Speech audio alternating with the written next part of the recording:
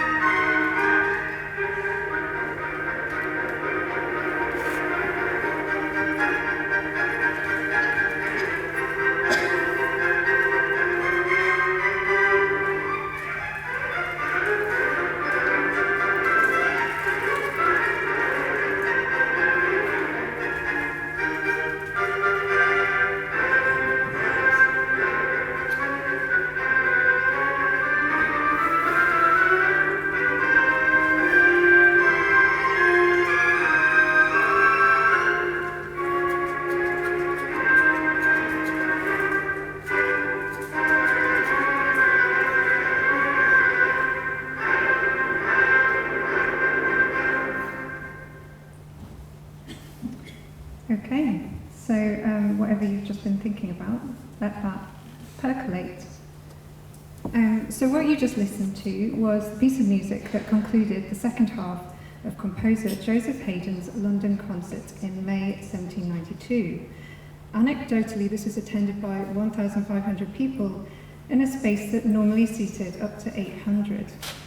The concert was a ticketed public event, a growing feature on the cultural landscape of London. What this meant was, if you could afford a ticket, you could go. No need to be a club member, wait for invitations, no need to beg favours and lean on social connections to gain entry, at least in theory. And Haydn, a rock star composer of his time, at the heart of the pan-European elite music community, knew how to compose for his crowd. His music in London reflected the cultural environment it was played in. It wasn't isolated from the concertgoers, but instead deliberately participated in engaging with and shaping their behaviour. And as we'll see, Haydn gathered into his compositions the rhythms and sounds not only of London life, but also of music cultures from across the globe.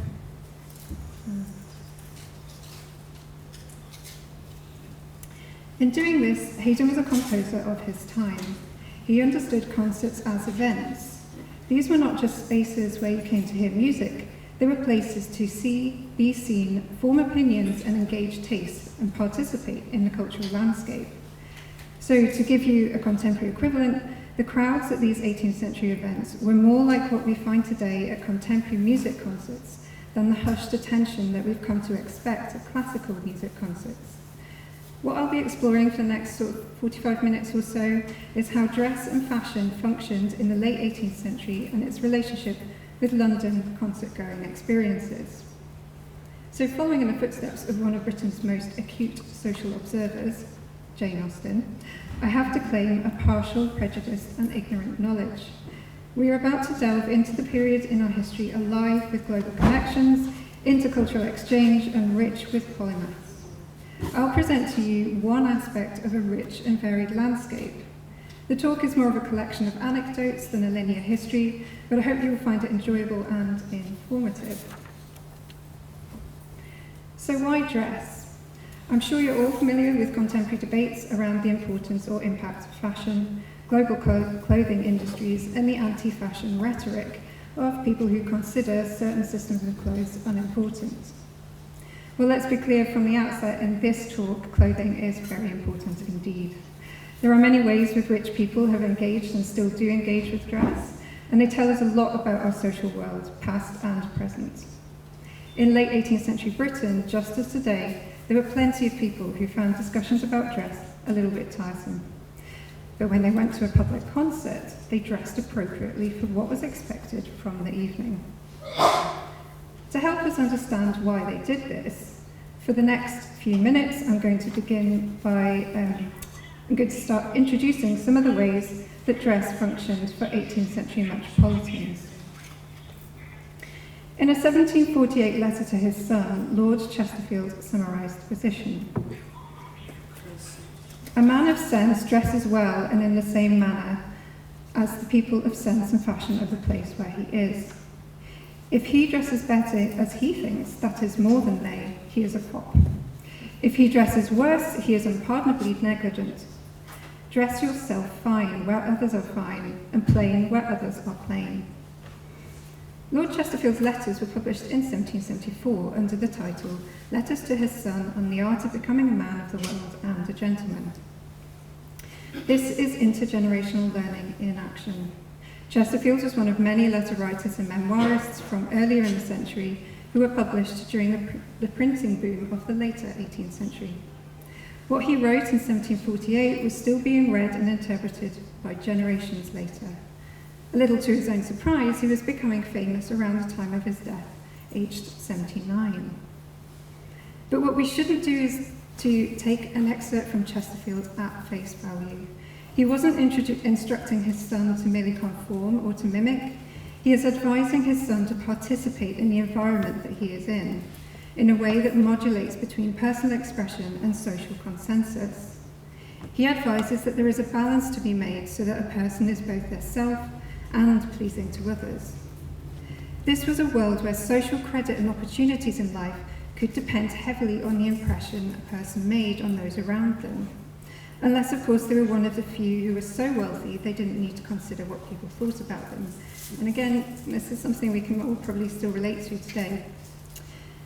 Chesterfield is writing to his son as he sets out to become independent and travels across Europe. In this context, dress might be the best impression to be made while still learning to speak other languages. Adapting dress to new social environments was part of pan-European etiquette. Travellers could still be identified as strangers, but there was consensus that to attend public events in different cities, visitors adopted the local style. This wasn't just about fitting in, it was a complement to the culture that was being visited. It demonstrated a recognition of local practices, and when travellers returned to Britain, they would retain a flavour of what they had adopted abroad, which would be copied into domestic tastes.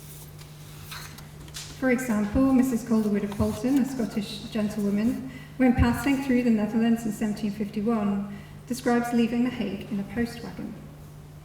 She says, "When we came to take our seats, there came in a very genteel, well-looked man, about 35 years old, his own hair, and looked liker a French than a Dutchman. He had a very fine diamond ring." So she notes that he didn't look like the type to travel in a post wagon. So she and her husband assumed this man wasn't from that country. However, when Mr. Calderwood spoke to him in French, he replied in English, and they eventually discovered that he is a burgomaster in Amsterdam, a major metropolitan trading city. When Dr. Charles Burney embarked on his European tour to research his intended book on the history of music, as soon as he gets to Paris, he notes, "In the morning, the tailor and friseur were the first to be called upon, as no respect or consequence here can be obtained without them." Burney wasn't seeking to attend the court at Versailles, but he needed to make personal calls, visit concerts, and the opera to develop both his research and onward journey. He notes at the opera in Paris that he never saw a house filled with better dressed people. The social consequence of dress was therefore paramount if you were in a position of needing to gain something from your environment. To return to Lord Chesterfield, in a letter of 1751, he describes both the importance of the matriarchy and elegance. He writes, "To neglect your dress is an affront to all the women you keep company with, as it implies that you do not think them worthy of the attention which everybody else doth. They mind dress, and you will never please them if you neglect yours. and if you do not please the women, you will not please half the men you otherwise might. It is the women who put a young fellow in fashion, even with the men. And then he continues, plainness, simplicity, and Quakerism, either in dress or manners, will by no means do. They must both be laced and embroidered. Speaking or writing sense without elegancy and turn will be very little persuasive, and the best figure in the world without air and address will be very ineffectual.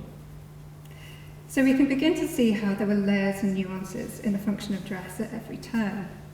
When considering Chesterfield's comments about pleasing women, we do also need to remember that some of this was about personal hygiene and respect of the self. How you wore your clothes and how you interacted with the social environment were critical. When talking about learning languages and turns of phrase, Chesterfield noted, "Style is a dress of thoughts, and a well-dressed thought, like a well-dressed man, appears to great advantage." So fashion and dress were therefore not just about individual expression of character, they were about creating a social environment, about group participation. Social experiences in the 18th century were shaped by whether a person could or could not participate with their dress in specific ways. If any of this is sounding familiar to you, then that's because some experiences are simply part of human clothing cultures. To quote Jennifer Craik, who's a 21st century fashion scholar, individuals perform their identities and social roles through their choice and mode of wearing clothes and accessories. So what about 18th century concerts? What did people wear when cramming into Haydn's concerts? And why did they turn up in their thousands? The main sites of public entertainments in the late 18th century London were Ranelagh House, Vauxhall Gardens, the Opera, which was held at the King's Theatre, and playhouses, which might be Covent Garden. All of these involved music in some form, and all of them included the attraction of spectacle. In December 1773, the Public Advertiser listed the forthcoming The Songster's Favourite, a publication containing songs which they describe as by the most eminent performers from Vauxhall, Ranelagh, Marylebone theatres in general, Sadler's Wells, public concerts and musical societies. Such popular publications enable people to repeat their own performances at home or in different venues. But significantly, they were trading on the names of the listed venues because they were epicentres of desirable musical entertainment. The most elite of these venues was the Opera at the King's Theatre, Haymarket, with other venues jostling for position in drawing different audiences.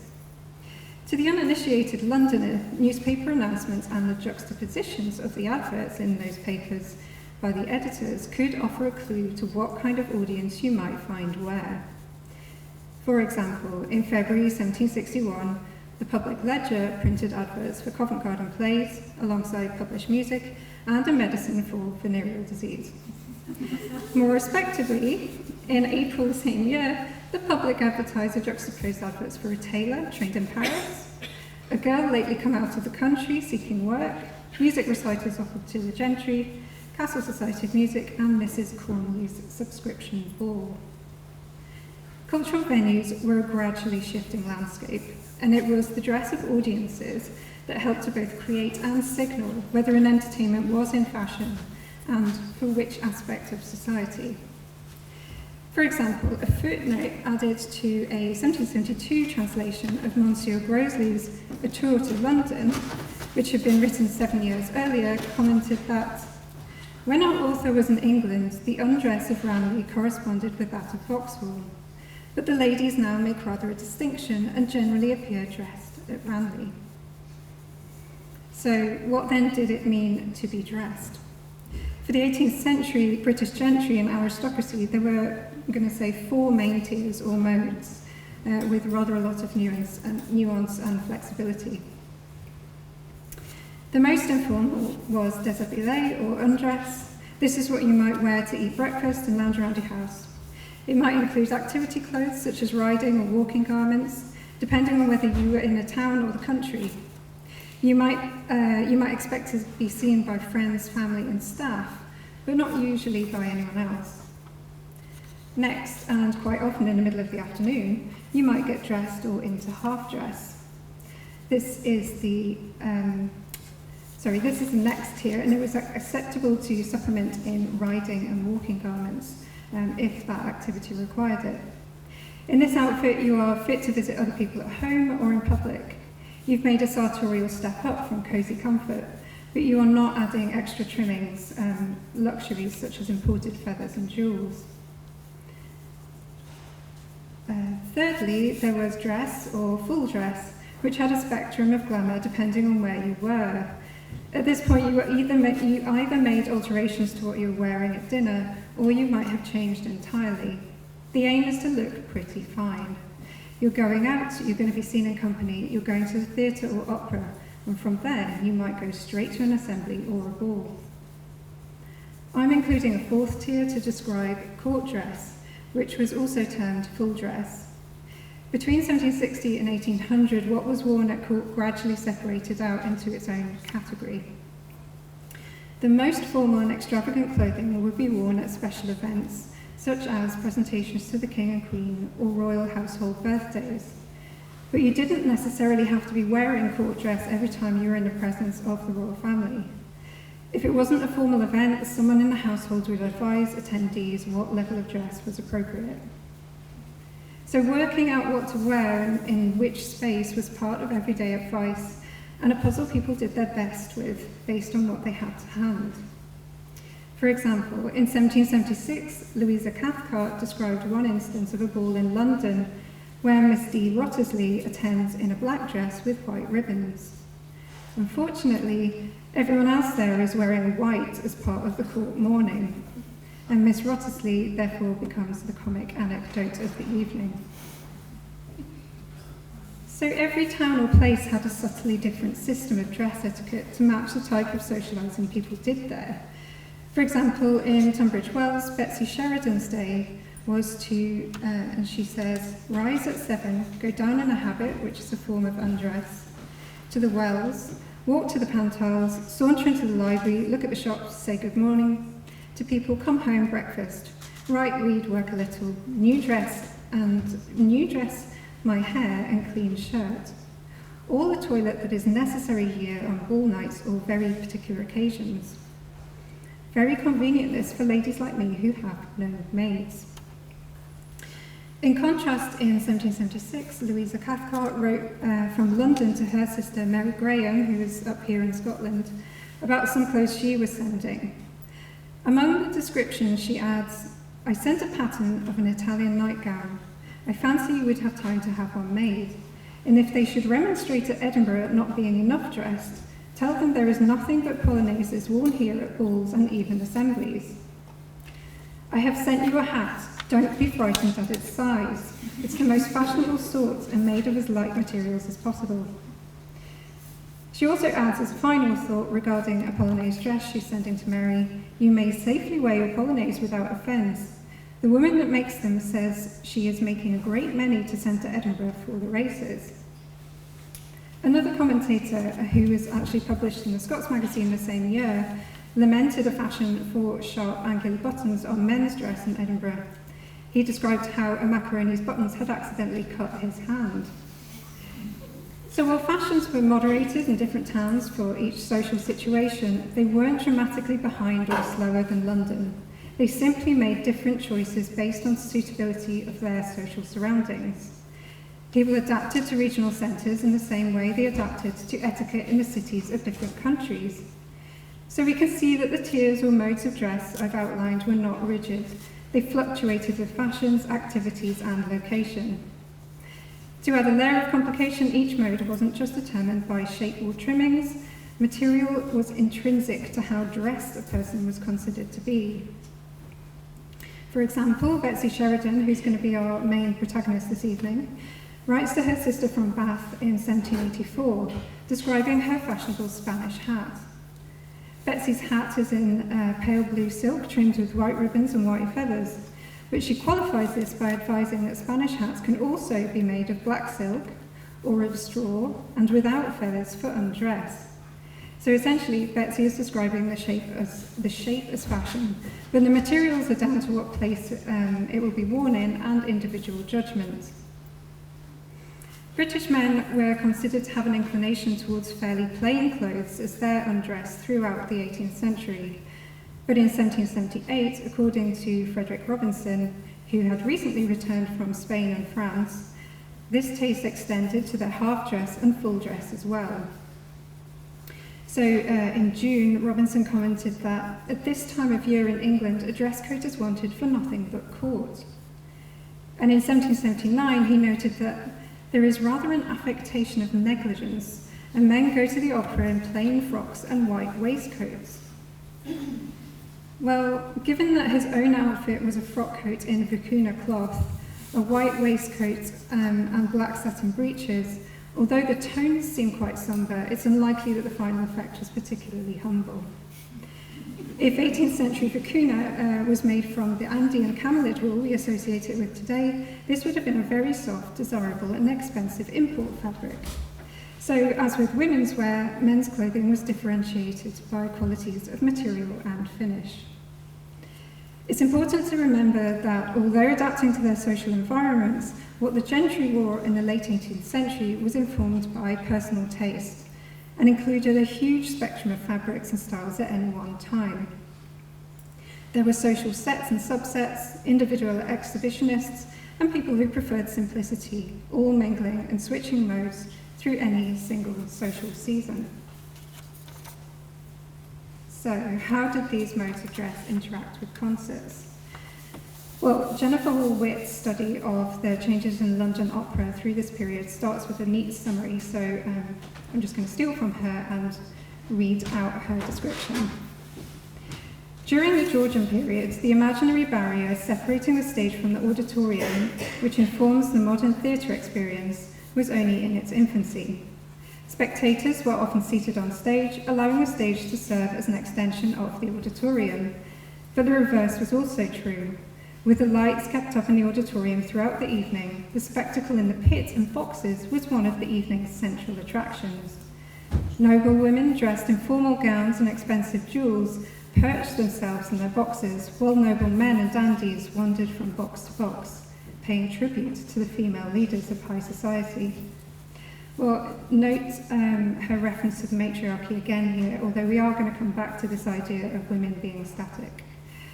So Hall-Witt continues. Many of the men descended to the pit to mingle with each other and ogle the panoramic display of feminine beauty in the boxes above. Or, another take on this is the 18th century novelist Frances Burney's gentle satire of the ballet performances between opera acts, which she noted as the crowding forward of the gentlemen to see the dance, which was an opportunity for other protagonists in the novel to grab a good seat. So Hall-Witt finishes with, while they, that's the gentlemen, might sit on the pit benches, usually they socialised in the centre aisle and in the wide aisles at the sides of the pit, which were collectively known as the fop alleys or as Fop's Alley. So although Hall-Witt's description makes it all sound quite fabulous, in reality the attractions of the crowd were not always at their best, and sometimes represented a good opportunity for casting judgment.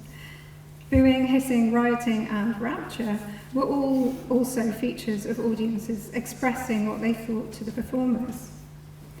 At times, by social consensus, specific fashions at concerts and theatres might be moderated in order to help everyone's comfort or submit to a royal request. One example was at the 1785 Handel commemoration concert at Westminster Abbey. So Betsy Sheridan attended. Betsy describes arriving to the commemoration and the stalls filling up early. She wrote, "The beginning of Te Deum was so truly great that my whole frame thrilled, and the tears ran down my cheeks in spite of me. I would have given anything to have been behind a pillar, and that's so she could have a good cry." She goes into further detail of the music and then adds, "We suffered nothing from heat or crowd, from the amazing height of the building and the regularity with which everything was conducted. The king, queen, and the three princesses and two of the younger children occupied two boxes fronting the orchestra. the Duchess of Devonshire and all the women of fashion in a gallery near them. And then she continues. With regard to the company, the women appeared to disadvantage as being forbid hats and feathers. They had almost uniformly put on the most disfiguring headdress I ever saw. A mob of the most immense size, simply illustrated with blue or yellow ribbons. This over frizzed heads and sallow complexions had a very bad effect. So, unfortunately, it seems likely that the Duchess of Devonshire had a strong hand in the choice of this headdress, given that the ribbon colours of yellow and blue were very close to the Whig political party colours of buff and blue, which were originally adopted in sympathy for the American War of Independence. I should also add that Betsy wasn't really that enthralled with the Duchess, so that might have coloured her opinion of the disfiguring cap. So, a year after the Handel commemoration, the Morning Herald featured advice to women to omit wearing their anterior and posterior protuberances, alias the patent bosoms and cestini bums, in order to take up less space at Vauxhall Gardens. While this comment is making a satirical point about women in fashionable dress, volume was a real concern. So Betsy Sheridan also experienced crowd surfing at a theatre once, describing herself as forcibly pushed back onto the street and then back up the stairs to her friend, in what she describes as such a crowd I never before encountered. Although she was trying to see two plays called The Country Girl and The Romp, so I think we have an idea of who else was there. So while Betsy didn't particularly enjoy that experience, Frances Burney's social observances in her novels make it clear that the crowd dynamic was part of the entertainment for many. The opera scene in Cecilia, or Memoirs of an Heiress, begins with, "They were very late, the opera was begun, and even in the lobby the crowd was so great that their passage was obstructed. Here they were presently accosted by Miss Lerolle. You are quite in luck in coming tonight, I assure you. It's the best opera we have had this season. There's such a monstrous crowd, there's no stirring. We shan't get in this half hour. The coffee room is quite full. Only come and see, is it not delightful?" Of course, Burney's device here is to poke fun at the fashionable world who prefer a busy coffee room and the drama of restricted entry to actually watching the opera. When Cecilia eventually gets into the auditorium, she finds there are enough seats after all. So I'm now going to take a little bit of a brief detour to think about the circumference of 18th century women's skirts.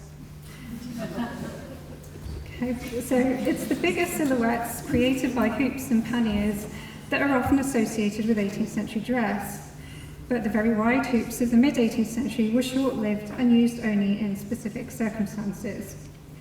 Look again at portraits from these decades and you can see that what appears as a volume of skirt material often falls reasonably close to the body, so with minimal hip supports. And British women wore much more fitted styles than their French counterparts, so watch out for that if you're looking at a portrait.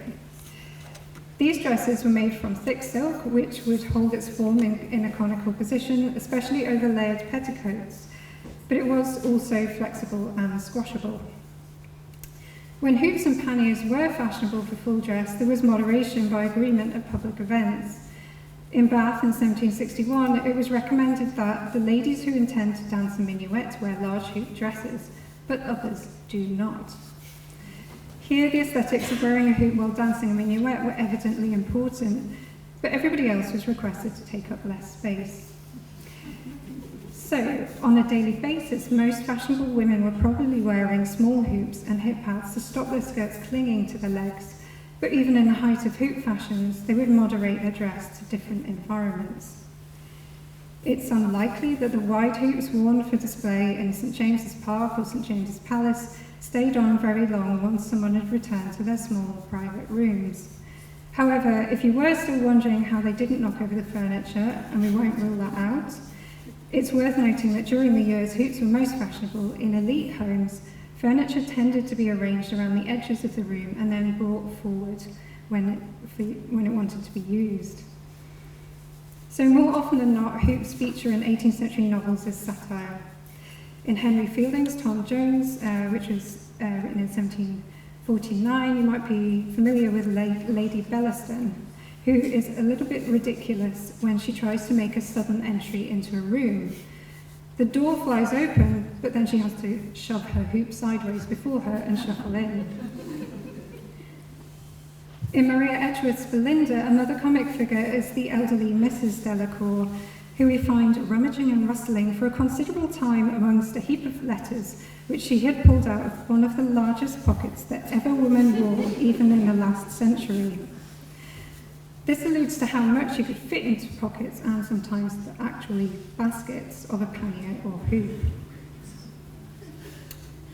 Belinda also includes a scene in which Lady Delacour laughs about women in court hoops being like, and she describes them as, 2 decanters in a bottle coaster.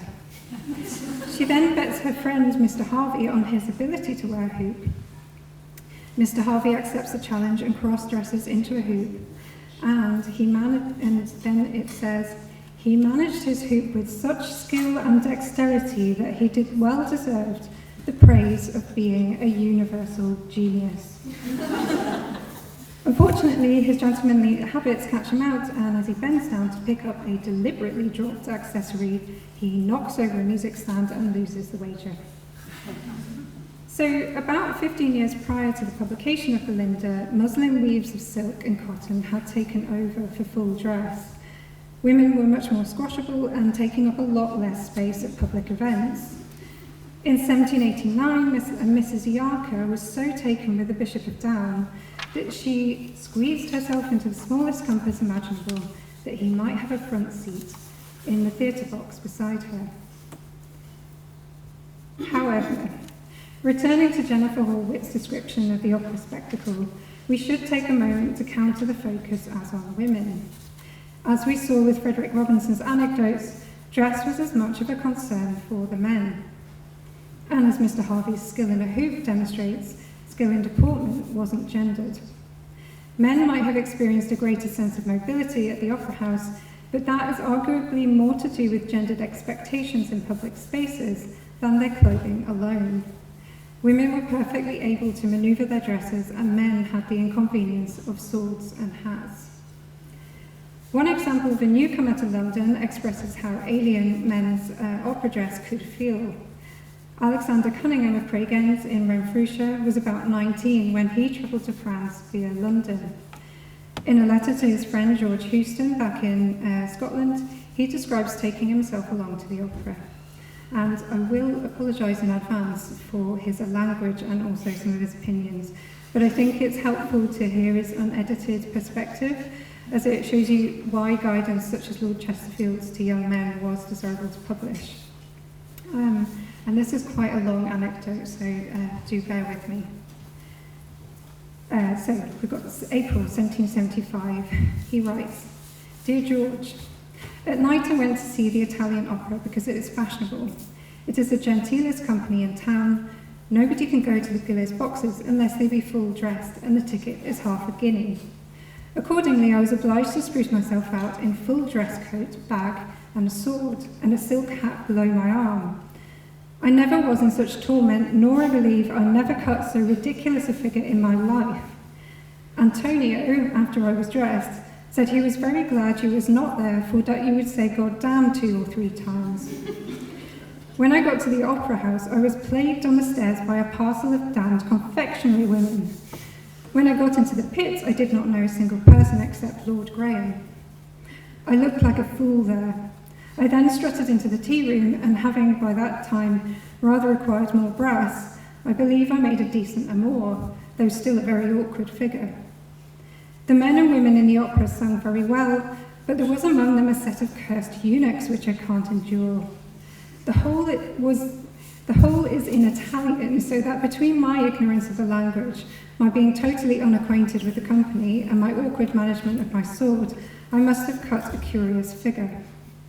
And then he goes back to talking about guns to his friend, which is his comfort zone, before finishing his letter with, "I detest London. It is a continual scene of noise and confusion. My head has turned round like a gin ever since I arrived." So we can see how being in unfamiliar territory could be actually an excruciating experience for a young man who was more used to shooting and riding parties among regional friends. And in case you picked up on Antonio's dialect in Alexander's letter, it is likely that he was an enslaved black servant. The Cunninghams owned and directly managed Granville Plantation in Westmoreland, Jamaica, so the small reference to Antonio's accent here is not coincidental. Alexander would inherit the plantation, I think, in the 1780s. Although there was a ruling in English law in 1772 that no one could be captured and enslaved on English soil, Scottish law didn't actually create a similar ruling until a separate case in 1778. And neither of these rulings affected people who were brought to Britain already enslaved, so they couldn't be legally recaptured, but it was on them to break free first. By being with Cunningham in 1775, we can deduce that Antonio was likely to have been considered enslaved property, however much he was able to laugh at Alexander's opera dress. Keep in mind that there were significant numbers of Afro-Caribbean and Asian people in British service and military during the late 18th century, as we are going to come back to that. So, unknown to Alexander, his reference to the tea room might also have singled him out as a visitor to the opera, given that London-based attendees refer to it as the coffee room. In January 1789, Betsy Sheridan wrote, "Our Opera Tuesday was detestable in all its branches, and we closed the adventuring by waiting a full hour in the coffee room, which from not being properly aired smelled so offensively I could hardly bear it. Mrs. S. I fear got cold there, as she has not been well since." So Mrs. S. is Elizabeth Ann Linley, who was a renowned singer from a musical family, but only performed in private after marrying the actor and politician Richard Brinsley Sheridan. So Betsy elsewhere discusses how the life Elizabeth leads in the beau monde would, in her words, kill a horse. Elizabeth would sadly die from consumption only a few years after this anecdote was written. She never really slowed down, to be honest, except when ill health forced her to. So the temperature of the King's Theatre is worth briefly considering when we think about music, dress and crowds. During a visit to an opera rehearsal in November 1779, Susan Burney wrote to her sister Frances, and she says, "The wind instruments were all out of tune, and though I pitied poor Kramer, who is the conductor, 'twas impossible not to laugh." She then follows it up by saying, "Presently after it, which is singer Pacciarotti's Caventina, the weather was so cold that he gave 2 or 3 jumps to warm himself. During this performance, he caught our eyes, and almost while he was yet on l'air, took off his hat, laughing and bowing." The next day, Susan and family were actually visited by Kramer, who checked on whether she'd caught cold. So in the winter season, at least, it seems a crowd was preferable for warmth. So, deportment and style were considerations as much as the materials of dress, yet the materials also created the appeal of a style and the ability to deport oneself. In some respects, the ability to wear exquisite fabrics signals your initiation into metropolitan society. Burney again uses her naive heroine Cecilia to describe the mode of the London fashionable set. And I'll just read out a passage from her. She says, "She soon found too that a company was not necessarily formidable because full dressed, that familiarity could be united with magnificence, and that though to her everyone seemed attired to walk in a procession or to grace a drawing room, no formality was assumed, and no solemnity was affected. Everyone was without restraint, even rank obtained but little distinction. Ease was the general plan, and entertainment the general pursuit." So why is it necessary for Burney to comment on the ease of the company? Well, that's because they were wearing bespoke handmade items, silks that may have been woven to a special commission or embroidered to an individually arranged design. They were wearing the labour of many artisans in materials which could only be cultivated overseas. Before they even became a fabric, the raw materials were making statements about social position and global connection. As consumers, people in the 18th century generally had a very strong understanding of materials because they would have been involved in every stage of the commissioning process. The final cost was broken down into the purchase of the fabric, the labour of the tailor or dressmaker, the cost of buttons, lining materials, interfacing fabrics, and any trimmings. So this example from the Dukes of Gordon accounts shows how the costs were broken down, and this is listed for GG, which I believe refers to the clothing of their 2-year-old George, later 5th Duke of Gordon, which is quite a surprising amount of fabric. Other examples are extracts, I'm going to show you here, are extracts from the Duke of Athol's accounts. The 3rd Duke and his family set up as part of London society from around 1764. And you can see some of the costs of the rich fabrics they were purchasing. And you can see here a greave skin Malcolm tippet, which is the 3rd. And there's also the rich gold ground brocade. So we also know that in 1764, the Duke paid £35 for gold embroidery on a suit, and goldwork buttonholes were only about £5, so £35 indicates figurative embroidery.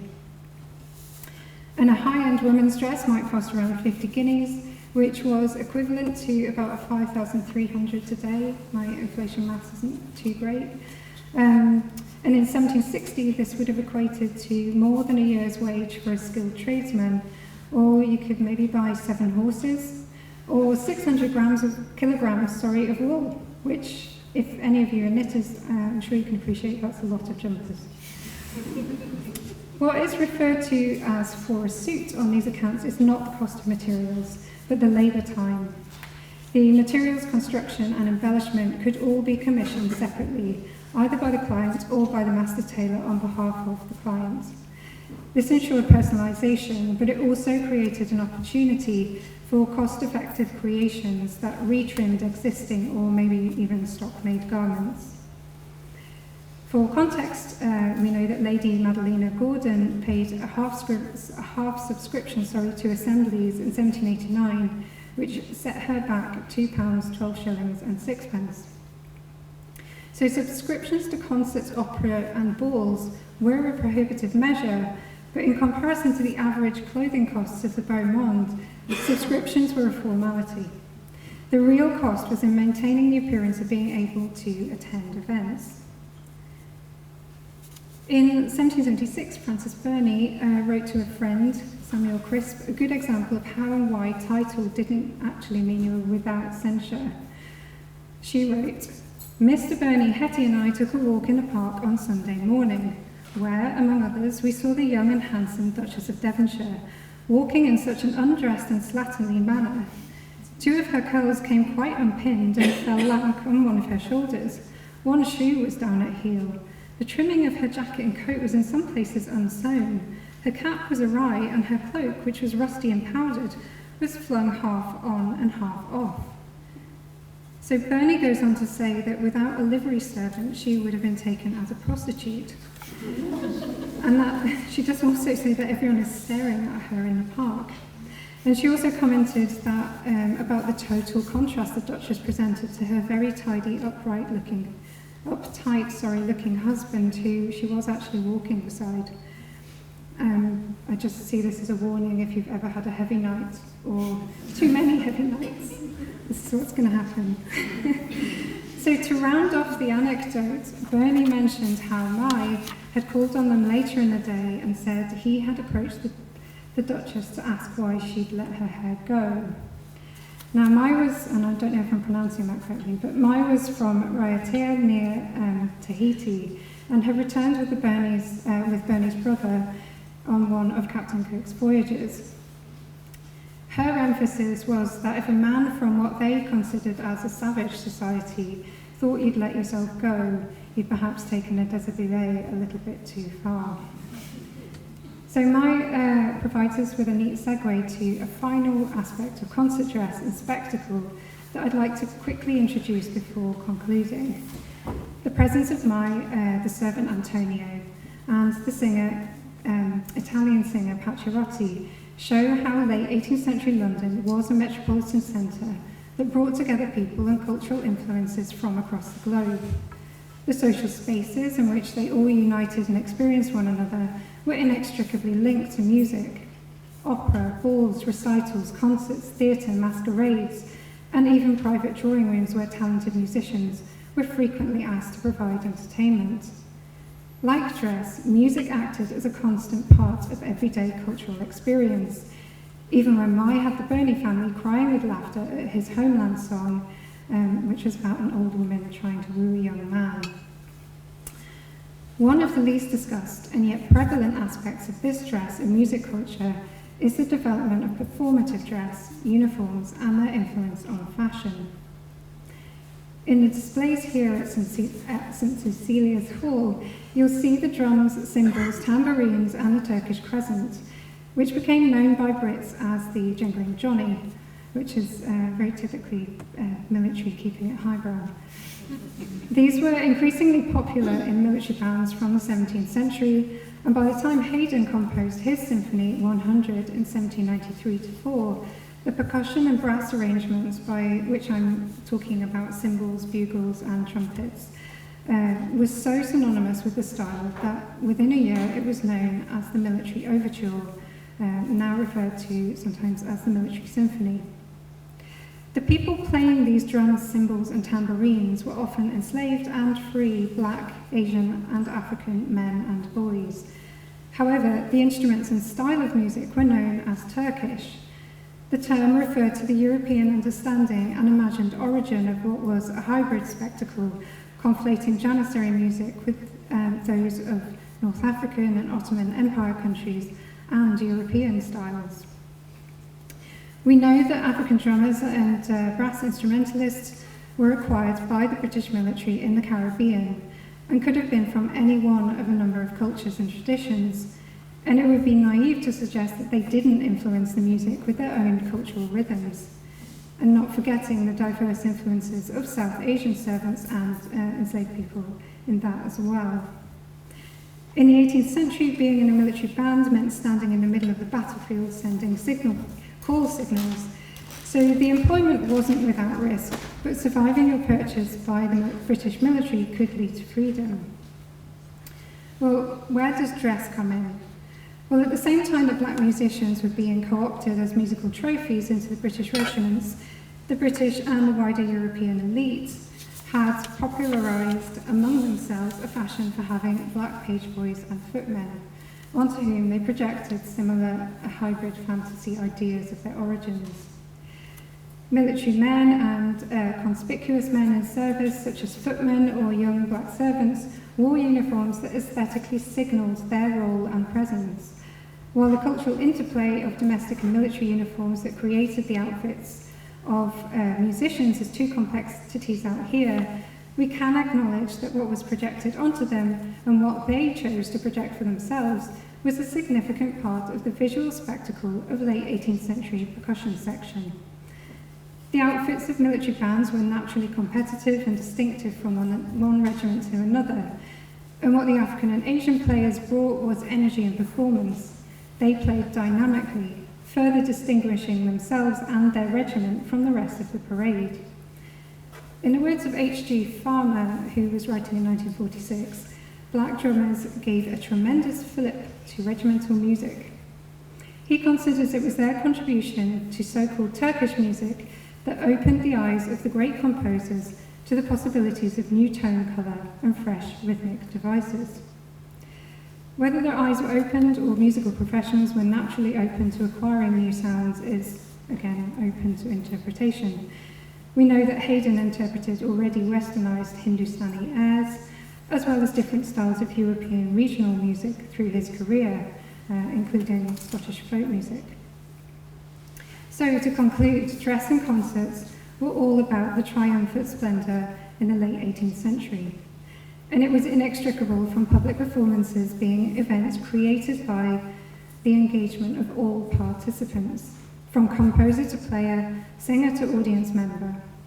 What an individual took away from the entertainment was entirely up to them, but we can be sure that they were conscious participants in helping to create the spectacle. And so I'll finish with two perspectives on the London Opera and leave you to consider which suits your style. From Betsy Sheridan in 1789, she says, "Mrs. Bouverie, who had been at the opera, brought us an account of the riot going on there, And certainly they did not complain without reason, as there was never anything so infamous as the entertainment Galini chose to provide for the nobility of this good town. I told you I had got Mrs. Crawford, Mrs. Sheridan's box for that night, and she sent to thank me not only for the pleasure of the opera, but that the riot afforded her. Or you might be more in line with Frances Burney, who in her 1778 novel Evelina, letter number 23, says, "There was an exceeding good concert, but too much talking to hear it well. Indeed, I am quite astonished to find how little music is attended to in silence, for though everybody seems to admire, hardly anybody listens."